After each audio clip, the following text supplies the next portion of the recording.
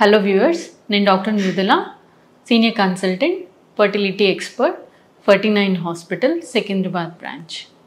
So ఈరోజు నేను oocyte quality and age మీద ఎట్లా డిపెండ్ అవుతుంది oocyte క్వాలిటీ అండ్ ఎఫెక్ట్స్ ఏముంటాయి, ఏజ్ ఎఫెక్ట్స్ ఫర్టిలిటీ మీద అనేది డిస్కస్ చేస్తాను. సో ఏజ్ అనేది అంటే ఫీమేల్స్లో ఒక్కరే అనుకుంటుంటారు చాలామంది, బట్ మేల్స్లో కూడా ఏజ్ అనేది స్పర్మ్ మీద కూడా ఎఫెక్ట్ ఉంటుంది. సో యాజ్ అ హోల్ తీసుకుంటే ఏజింగ్ ఎట్లా ఎఫెక్ట్ చేస్తుంది, ఎక్కువ ఫీమేల్స్లో, మేల్లో ఉంటుంది బట్ ఫీమేల్స్లో మనము ఈ ఏజ్ ఎఫెక్ట్ అనేది ఎక్కువ చూస్తాం. సో ఫీమేల్స్ పుట్టినప్పుడు ఒక ఫిక్స్డ్ నెంబర్ ఆఫ్ ఎగ్స్ తోటి పుడతారు. సో ఇందులో మెల్లిమెల్లిగా కొన్ని ఎగ్స్ అనేది డిజనరేట్ అవుతూ ఉంటాయి.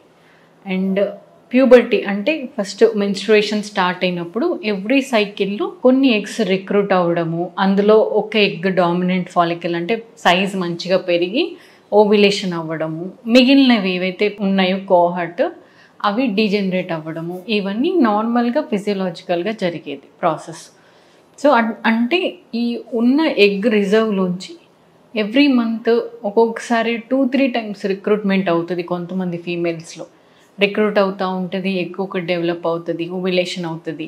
ప్రెగ్నెన్సీ రాలేదు అంటే మళ్ళీ సేమ్ ప్రాసెస్ అనేది రిపీట్ అవుతూ ఉంటుంది ఎవ్రీ సైకిల్. సో ఆ ఉన్న రిజర్వ్ అనేది తగ్గుతూ ఉంటుంది. అండ్ చాలామందికి అంటే ముందుతో కంపేర్ చేస్తే ఏజ్ తక్కువ ఉన్న కొంచెం ఎగ్స్ రిజర్వ్ తొందరగా తగ్గిపోవడము అనేది ఎక్కువ చూస్తున్నాం. అండ్ స్టడీస్ అండ్ రీసెర్చ్ ప్రకారం చూస్తే ఈ ఫర్టిలిటీ అనేది ఇంకా తగ్గుతూ ఉంది.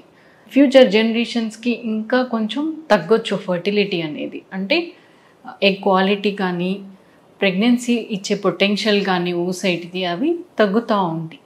మన ప్రీవియస్ జనరేషన్స్తో కంపేర్ చేస్తే ఈ జనరేషన్లో యంగ్ పేషెంట్ అంటే 30 ఇయర్స్కి ఎగ్స్ తగ్గిపోవడం, ఇంకా చాలా ఏజ్ తక్కువ ఉన్న వాళ్ళకు కూడా తగ్గిపోవడం అనేది చూస్తున్నాం. So egg number will effect and egg quality కూడా ఎఫెక్ట్ అవుతుంది.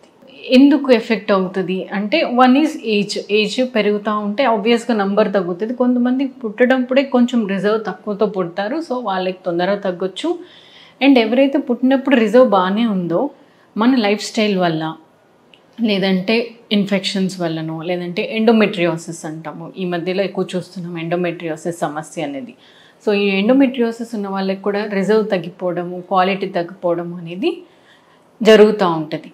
అండ్ మన లైఫ్ స్టైల్, ఒబేసిటీ, తర్వాత ఫుడ్ హ్యాబిట్స్, మన స్ట్రెస్ ఫ్యాక్టర్స్ ఉంటుంది. కొంతమందికి సరిగ్గా స్లీప్ లేకపోవడము, డైట్ అన్హెల్దీ డైట్ తీసుకోవడం, ఎక్సర్సైజ్ లేకపోవడము, అండ్ ఫుడ్లో కూడా కొన్ని పెస్టిసైడ్స్ ఏవైతే మనం చూస్తున్నామో, pesticides, pollution exposure, radiation exposure, so ఇవన్నీ కూడా మనకి ఎట్లయితే జనరల్ హెల్త్ మీద ఎఫెక్ట్ ఉందో అట్లాగే రిప్రొడక్టివ్ హెల్త్, మన ఎగ్ క్వాలిటీ అండ్ ఇన్ మేల్స్లో అయితే స్పర్మ్ నంబర్, మేల్ ఇన్ఫర్టిలిటీ చాలా చూస్తున్నాం.